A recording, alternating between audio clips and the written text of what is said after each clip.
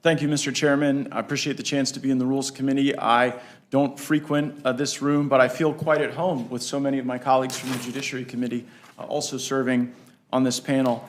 Mr. Chairman, January 6th was not a good day. But to my knowledge, there's been no charge of insurrection or terrorism. Largely, the charges that have been levied against those who were involved in breaking the law result in property damage charges. And it's my expectation that if there are folks who broke the law, they should be treated no better or no worse than anyone else who breaks these particular laws. But all of this is ridiculous. Mr. Chairman, the American people are in trouble. I was recently in Qatar on a bipartisan delegation led by Mr. Issa, and we learned directly that thousands upon thousands of Afghans were let into our country with principally no vetting, no screening. The general we met with at the base in Doha said that refugees were merely handed a blank sheet of paper, and whatever they wrote on it was deemed their paper passport. And people are concerned about that.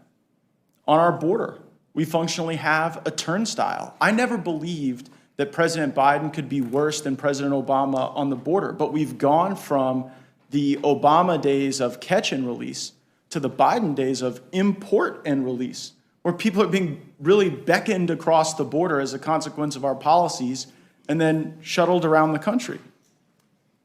And our supply chain issues have come to the forefront of the minds of so many of Americans. I mean, supply chain used to be something people learned about in economics class. And now the supply chain issues are resulting in inadequate access to things that people need. And we see the Washington Post tell Americans to just lower their expectations regarding the American economy. I was recently at the Port of Long Beach. I saw just, cargo ship after cargo ship. You could about walk from the Port of Long Beach to the Channel Islands in California without ever having your feet touch the water on cargo ships that cannot come into port because of a total failure of the U.S. economy. Our country has been humiliated abroad in Afghanistan, where reliance on this strategy of an Afghan government being left to facilitate American departure and withdrawal turned out to be a total fiction. And yet here we are reviewing Steve Bannon's podcast.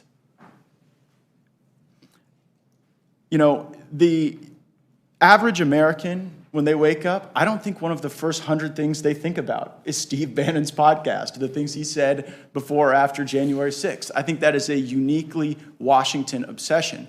And it wouldn't be so damaging to our country if it wasn't absorbing the capacity of the Congress to meet the actual challenges that the American people are facing. I mean, do you really think that your constituents are out there hoping that you guys are here sharing your hot takes on Steve Bannon's podcast rather than dealing with the inflation that is crushing them, the border crisis that is concerning them, the problems we have abroad?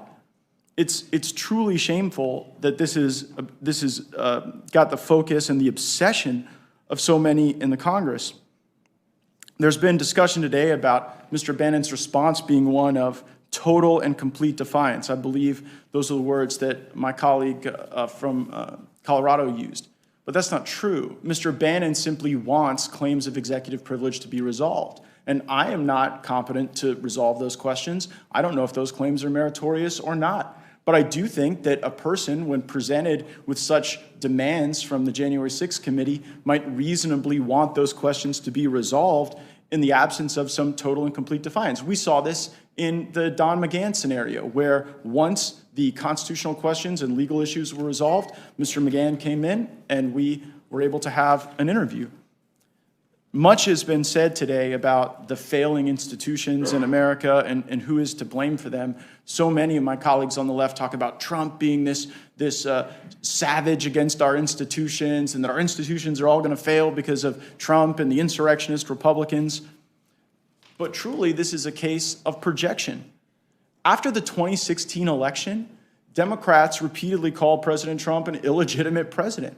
They damaged the institution of our electoral process by claiming that Trump was a Russian agent. How phony and fake that all turned out to be. We've even seen the Democrats back institutions that have done great violence to our sense of justice. When the FBI was changing evidence in a secret court to go after President Trump and his allies, they certainly were able to rely on my colleagues on the left to have their back. And the US dollar is a pretty important institution to American families, and the policies being considered by the majority in this Congress would crush the dollar. It would punish savers and seniors, leading to massive inflation, getting people caught with real impact on their lives that go beyond your perception of Steve Bannon's podcast. So this week, it is the institution of Congress that is failing to meet the needs of the people. But in the prior panel, we heard Chair Thompson and Congresswoman Cheney really give up the game, because this isn't about a contempt proceeding. Everything the American people are watching today is about the inward turning of our national security apparatus and law enforcement against political rivals. Mr. Thompson, Chairman Thompson, talked about criminal contempt referrals. I would proffer to the committee that Chairman Thompson knows exactly why he made that statement, because he knows there are willing hands at the Department of Justice ready to receive such a referral and to criminalize our politics. Mr. Bannon wants to wait to see if there is a privilege issue resolved by a court, and as a consequence, this is all just theater to set up the utilization of criminal process against Steve Bannon. We also heard Congresswoman Cheney echo those very themes. In her comments regarding Leader McCarthy, someone that I don't agree with in all circumstances, Congresswoman Cheney said that Mr. McCarthy had been especially active in blocking the January 6th committee. Those words were chosen on purpose because obstructing a congressional investigation, as we all know, is a crime. And so this isn't about Mr. McCarthy's discussions, this isn't about his perspective, this isn't about his votes or his speeches. This is about setting up people like Steve Bannon and Kevin McCarthy for criminal process.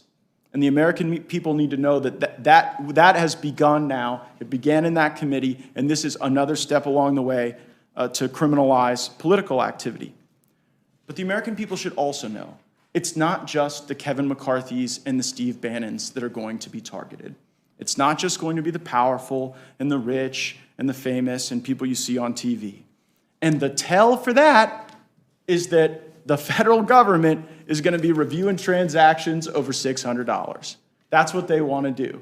And the whole reason that's the case is because it's not going to be an effort exclusively against those with money and power. It is going to be an effort against regular Americans to criminalize their politics. My friends, Democrats need January 6th right now more than ever.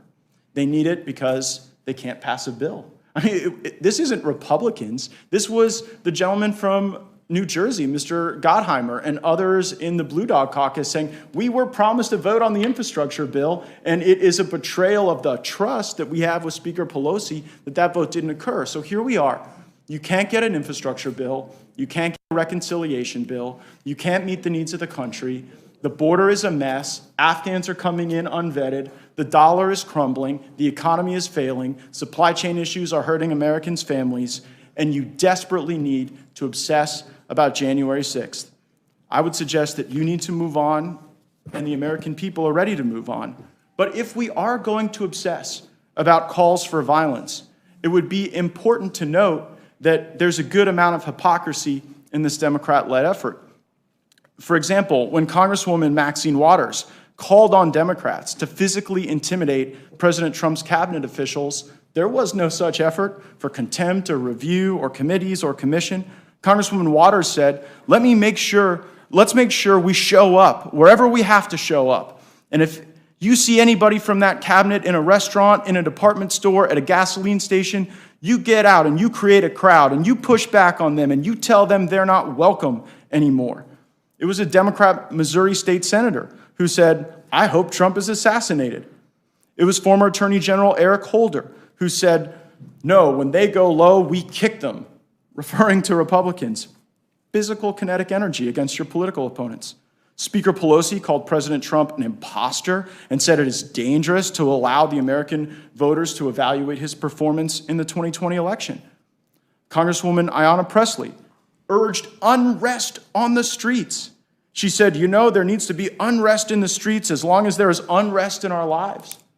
We saw our country face violence and vandalism for months during the summer of 2020. Where was the commission to evaluate that unfortunate activity? In 2017, Speaker Pelosi said, our election was hijacked. There is no question. Congress has a duty to protect our democracy and follow the facts. So I guess in that case, protecting our democracy meant destabilizing the presidency. And now, all of this pomp and circumstance to preserve it. We heard Speaker Pelosi also say, quote, I'm counting down the hours till he's gone. I plan to pull him out of there by his hair, his little hands and feet. Governor Cuomo talked about physical violence that New Yorkers ought to engage in against President Trump. He said, quote, he can't have enough bodyguards to walk through New York City. Michigan Governor Gretchen Whitmer said 86-45. Get it?